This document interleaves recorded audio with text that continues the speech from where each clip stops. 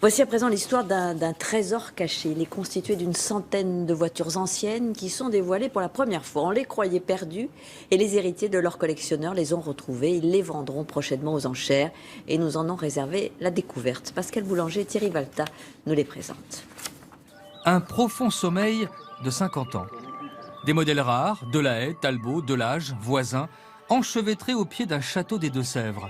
Les abris de fortune en tôle ne pouvaient empêcher les outrages du temps. Les toiles d'araignées se sont invitées durablement. La végétation les a envahis. La poussière a servi de protection.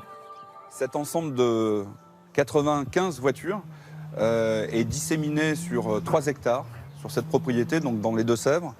Et nous sommes face à des sculptures automobiles, des mécanomorphes qui restent figés ici depuis plus de 50 ans. La collection a compté jusqu'à 200 voitures, accumulées dès 1950 par Roger Bayon, un transporteur passionné par les voitures françaises des années 20 et 30. Avec son fils, Jacques, qui préférait les Ferrari, il voulait faire un musée. Les voitures se vendaient au prix de la ferraille. Les voitures anciennes partaient toutes chez des casseurs. Et d'ailleurs, on a retrouvé des factures dans ces dossiers où il achetait 8 Delahaye, 2 Bugatti, 2 voisins en même temps, le même jour. Les camions sont les vestiges d'une époque dorée qui a pris fin en 1978 avec la faillite des transports Bayon. Pour couvrir le passif, une centaine de joyaux furent vendus. On croyait la collection éteinte, il n'en était rien. Les petits-enfants n'avaient pas le droit d'inviter des amis dans la propriété. Jacques Bayon y est mort l'an dernier sans rien vouloir montrer de son rêve brisé, de ses trésors cachés. Nous voici devant une Talbot Lago T26 par Saoutchik, le célèbre carrossier français. Cette voiture est un modèle unique. Elle a été carrossée pour le roi Farouk d'Égypte.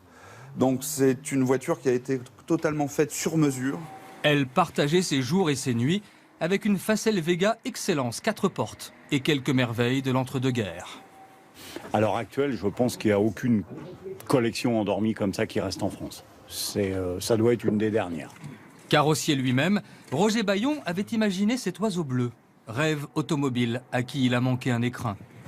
La pièce maîtresse de la collection a été retrouvée dans ce garage, recouverte de journaux des années 70. Une Ferrari 250 California estimée plus de 10 millions d'euros. Un exemplaire que les historiens croyaient perdu. C'est la voiture du Salon de Paris 1961, donc elle a un intérêt historique. Elle est achetée par Gérard Blin, qui est acteur, scénariste, qui va la vendre en 1963, en deuxième main, à Alain Delon, comme voiture de tous les jours. Pendant 10 jours, il a fallu d'infinies précautions pour déplacer ces doyennes vers un camion. Et vous voyez quand même, c'était de la qualité à l'époque, parce que malgré qu'il soit fendu, il y a de l'air dedans. Voilà. Et donc on l'a tiré avec un vieux tracteur, tout est d'époque. En février prochain, à Paris, au Salon Rétromobile, la vente aux enchères de la collection pourrait atteindre 20 millions d'euros.